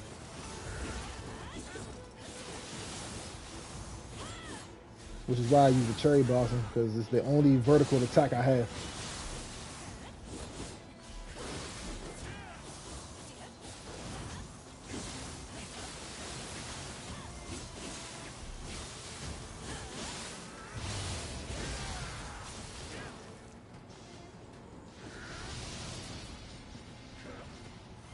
Long one.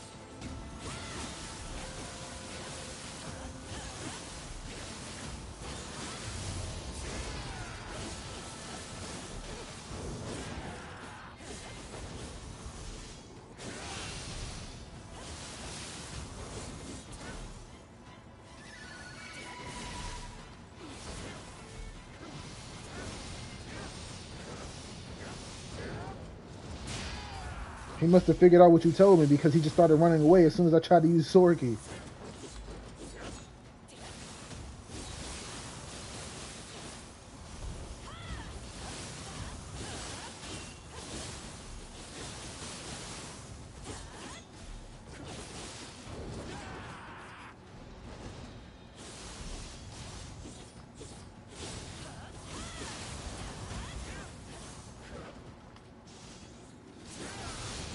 One.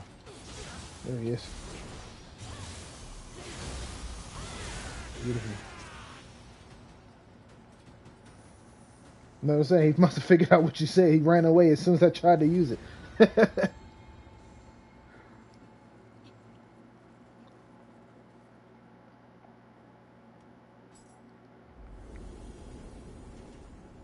Come on, man. Come on. Come on. Come on. Come on. Come on. Come on. Give me my mystic diet. Let's go. Please. I need it.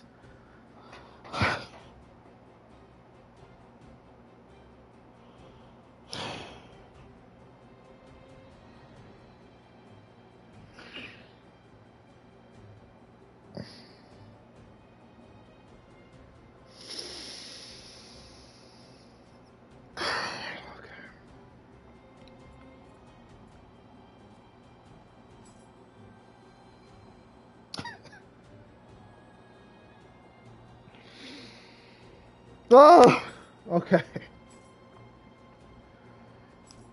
Woo.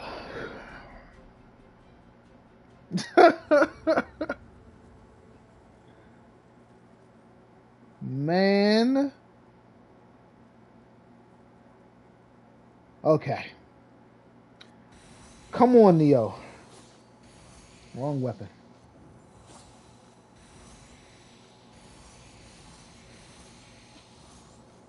Come on, Nioh. Please. Just work with me once. I done gone through like 7 attempts already.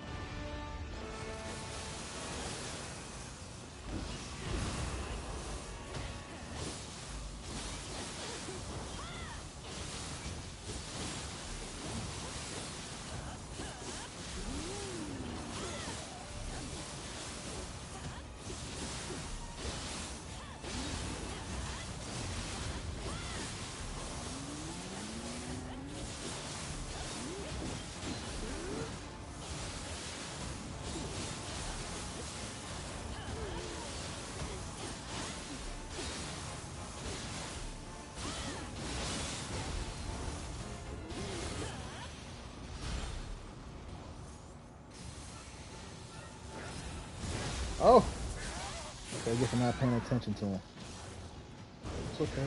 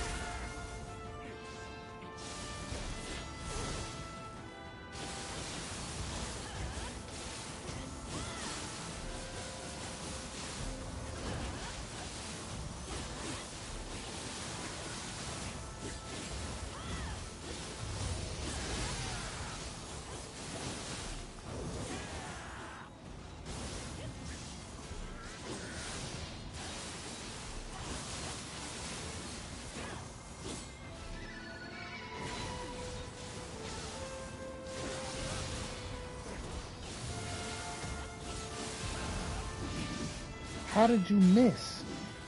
He's right there. How did you miss?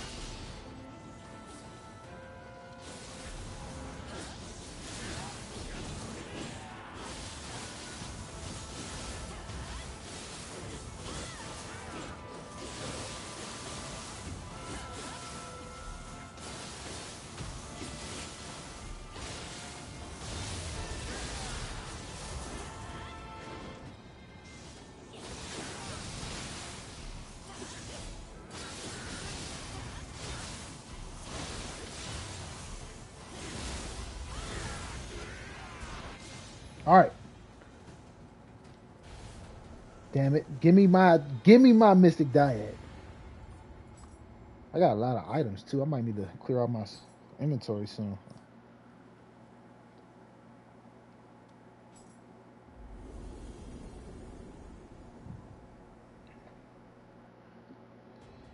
Come on. Come on. Come on. Come on. Come on. Come on. Come on. Come on. Come on. Come on. Come on. Come on. Come on. Come on. Come on.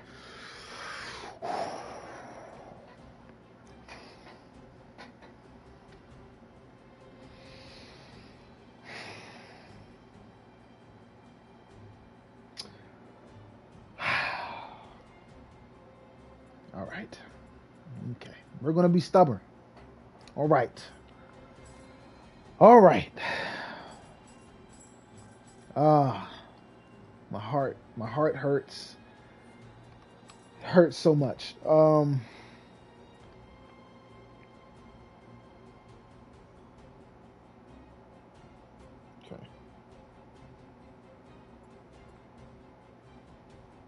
Transform bonus Constitution. Why would I? No.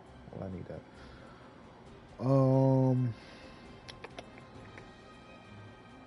Attack bonus Constitution. Get out of here.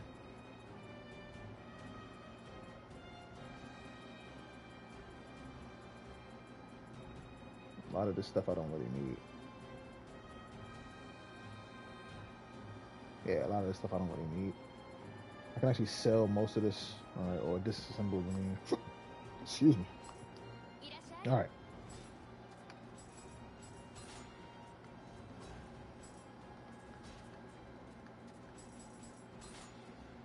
Cool.